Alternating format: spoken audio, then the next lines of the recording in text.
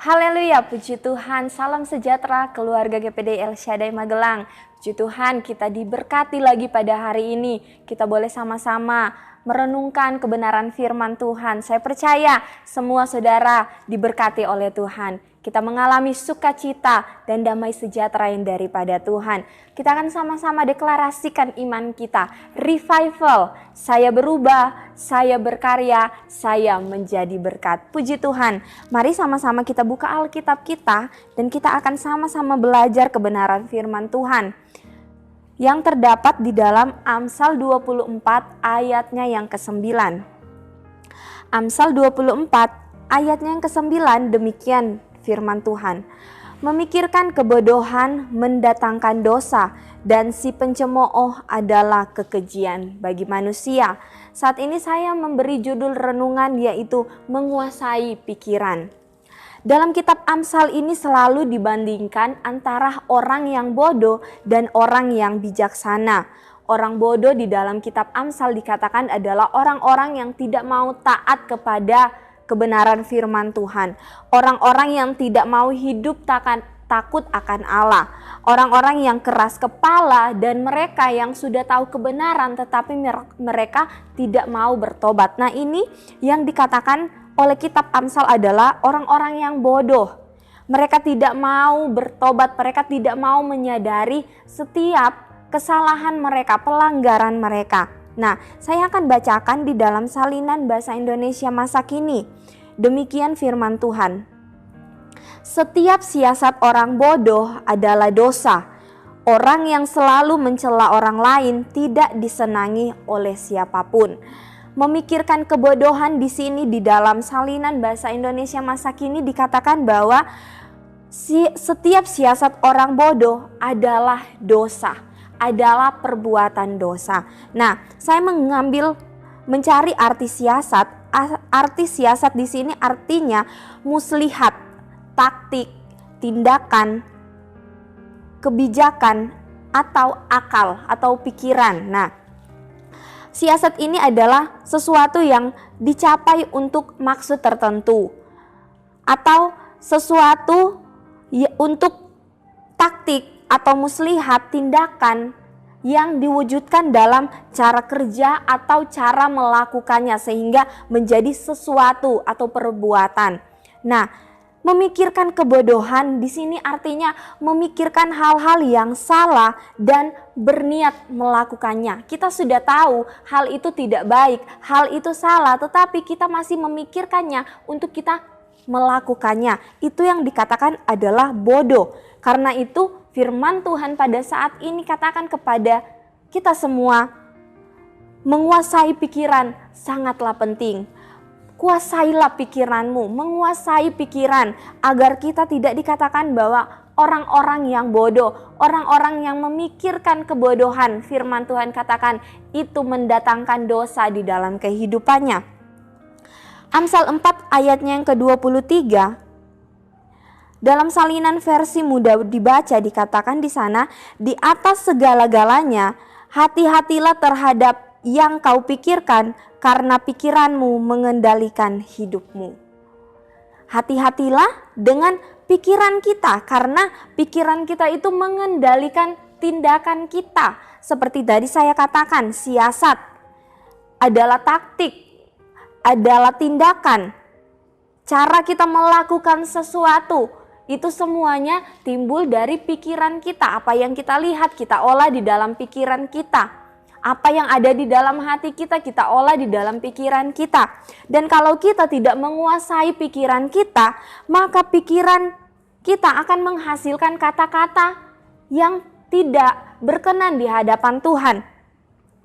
Jika kita tidak menguasai pikiran kita, maka akan timbul tindakan-tindakan, kebiasaan-kebiasaan atau nilai-nilai hidup yang tidak berkenan di hadapan Tuhan. Sebab pikiran itu menghasilkan kata-kata, menghasilkan tindakan atau nilai-nilai hidup. Apa yang akan keluar, yang negatif atau yang positif, yang benar atau yang salah, itu ditentukan dari bagaimana kita menguasai pikiran kita. Jika salah mengendalikan pikiran, maka akan berbuat perbuatan dosa. Firman Tuhan katakan tadi bahwa memikirkan kebodohan mendatangkan dosa.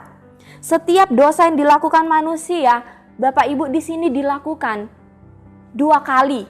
Pertama, sekali di dalam pikirannya, dan yang kedua berupa tindakan. Ketika kita memikirkan sesuatu, kita wujudkan itu, pikiran bodoh itu dalam sebuah tindakan atau perbuatan, kita sudah berdosa. Karena itu Amsal 4 ayat 23 tadi katakan, hati-hatilah dengan apa yang kita pikirkan, karena pikiran kita mengendalikan tindakan kita. Ada kisah di dalam Hakim-Hakim 14 ayatnya yang pertama sampai ayatnya yang keempat.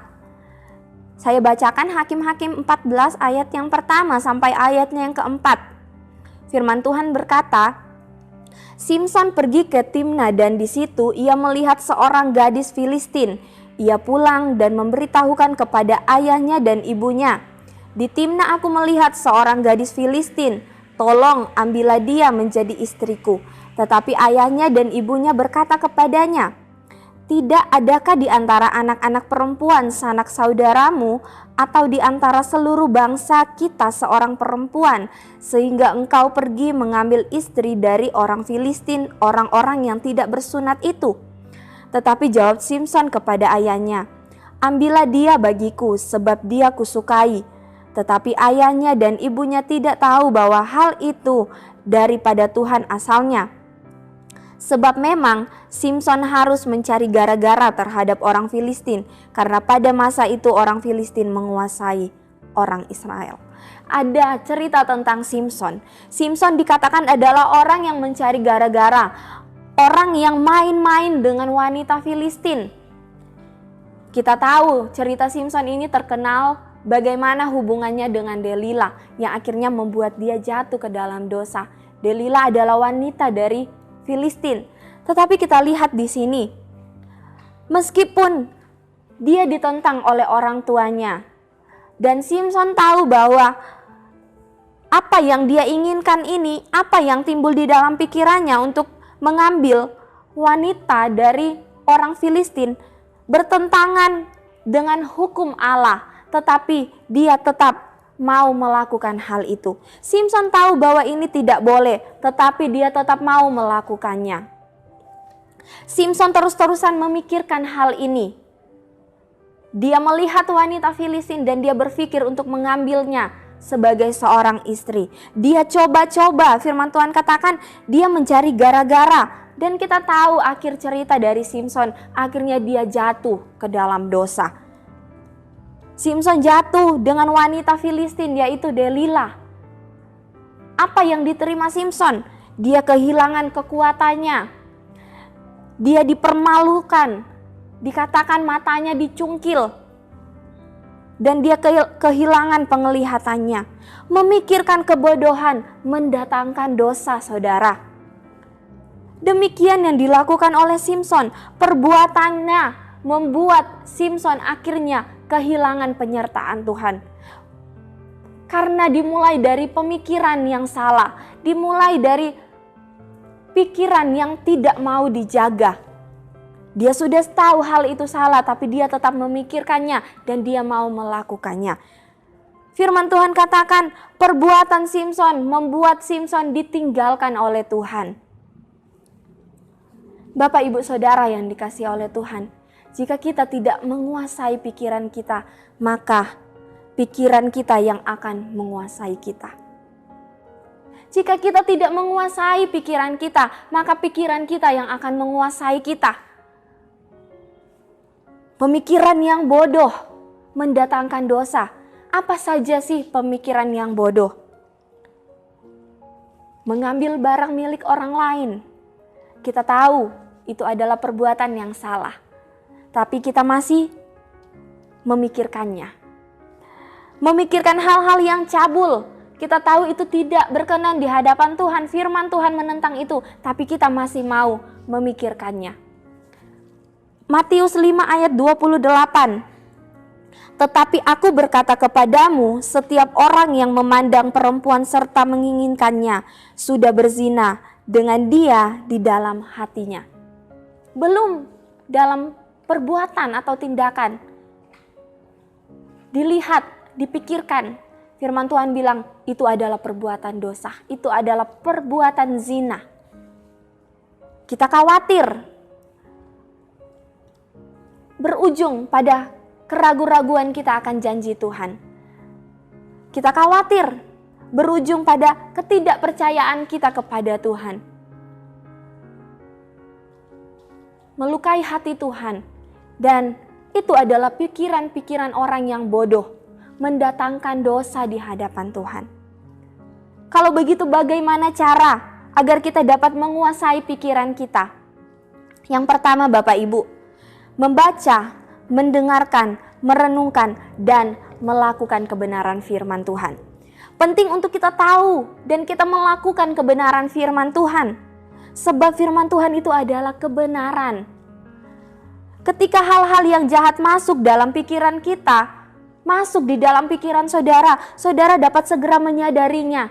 Oh, ini bukan kebenaran, ini tidak sesuai dengan kebenaran firman Tuhan.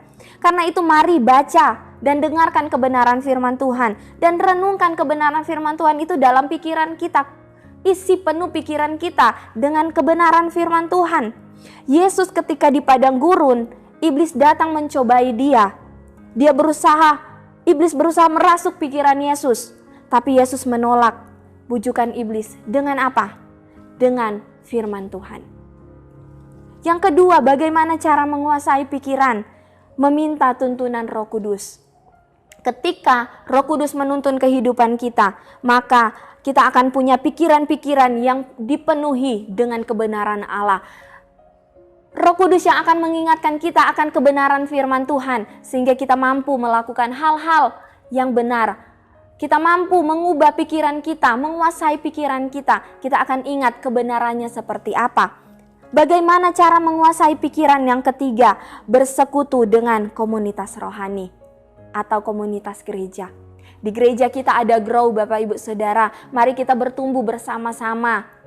Mari kita di dalam grow ini kita mau sama-sama bertumbuh menjadi jemaat Tuhan yang bertumbuh pada hal-hal yang baik. Kita sama-sama membangun. Mari carilah persekutuan-persekutuan, komunitas-komunitas yang baik, yang membawa kepada hal-hal yang positif. Di dalam Ibrani 10 ayat 24 sampai ayat yang ke-25, firman Tuhan berkata, janganlah kita menjauhkan diri dari pertemuan-pertemuan ibadah kita, seperti dibiasakan oleh beberapa orang, tetapi marilah kita saling menasehati, dan semakin giat melakukannya menjelang hari Tuhan yang mendekat. Firman Tuhan katakan jangan kita menjauhkan diri dari persekutuan-persekutuan. Persekutuan-persekutuan apa itu? Di gereja kita yaitu grow, ada ibadah-ibadah, ada persekutuan-persekutuan doa. Mari kita lebih giat lagi. Firman Tuhan katakan semakin giat, karena waktu-waktu ini adalah waktu-waktu yang jahat. Kalau kita tidak mampu menguasai pikiran kita, kita akan jatuh kepada perbuatan-perbuatan dosa. Karena itu marilah kuasai pikiran kita. Jangan memberi makan pikiran kita sesuatu yang bisa menjerumuskan kita untuk berbuat dosa. Tetapi mari kita tawan dan taklukkan pikiran dengan mengenali dan mengisi pikiran kita dengan kebenaran-kebenaran, yaitu firman Tuhan. Ayat penutup kita di dalam Efesus 4 ayat yang ke-17. Sebab itu kukatakan dan kutegaskan ini kepadamu di dalam Tuhan. Jangan hidup lagi sama seperti orang-orang yang tidak mengenal Allah dengan pikirannya yang sia-sia. Mari kita hidup di dalam kebenaran-kebenaran firman Tuhan. Jauhkanlah pikiran-pikiran yang sia-sia, yang tidak berkenan di hadapan Tuhan.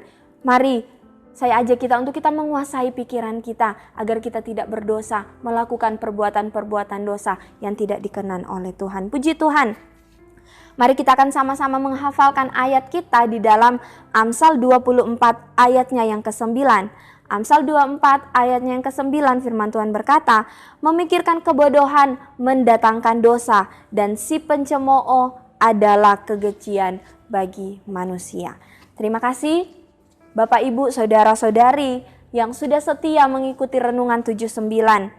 Bapak Ibu Saudara-saudari yang ingin didoakan untuk pokok-pokok doa tertentu, yang ingin menceritakan kesaksian, baik mujizat, kesembuhan, pemulihan masalah keluarga dan lain-lain, dapat disalurkan melalui chat WhatsApp di nomor 0813 2742 0088. Puji Tuhan.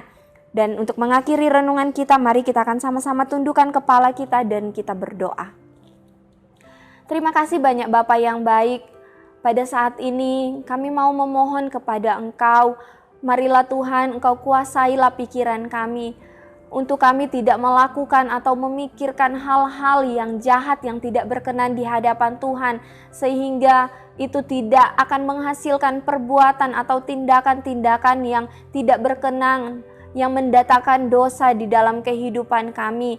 Roh Kudus, kami mohon tuntunan Engkau, kami mau belajar melalui setiap kebenaran firman Tuhan, untuk setiap hal-hal apa yang benar, yang patut kami lakukan, yang patut kami kerjakan. Biarlah kiranya Engkau yang menolong setiap kehidupan kami, kehidupan keluarga GPDI El Shaddai Magelang.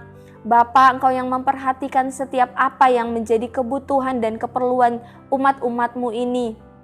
Berkati mereka Tuhan, dalam apapun yang mereka lakukan dan kerjakan, apapun yang menjadi kebutuhan dan keperluan mereka, di dalam pekerjaan mereka, usaha mereka, pendidikan mereka, semuanya diberkati oleh Tuhan. Di dalam, oh Tuhan, rumah tangga mereka, di dalam pendidikan mereka, Tuhan yang akan terus menyertai, memberkati dan melindungi jemaat-jemaat Tuhan. Terima kasih banyak Bapa yang baik. Kiranya Allah Tuhan Yesus Kristus memberikan kepada keluarga GPDI El Shaddai Magelang roh hikmat dan wahyu untuk mengenal Dia dengan kebenaran. Di dalam nama Tuhan Yesus Kristus kami berdoa. Haleluya. Amin.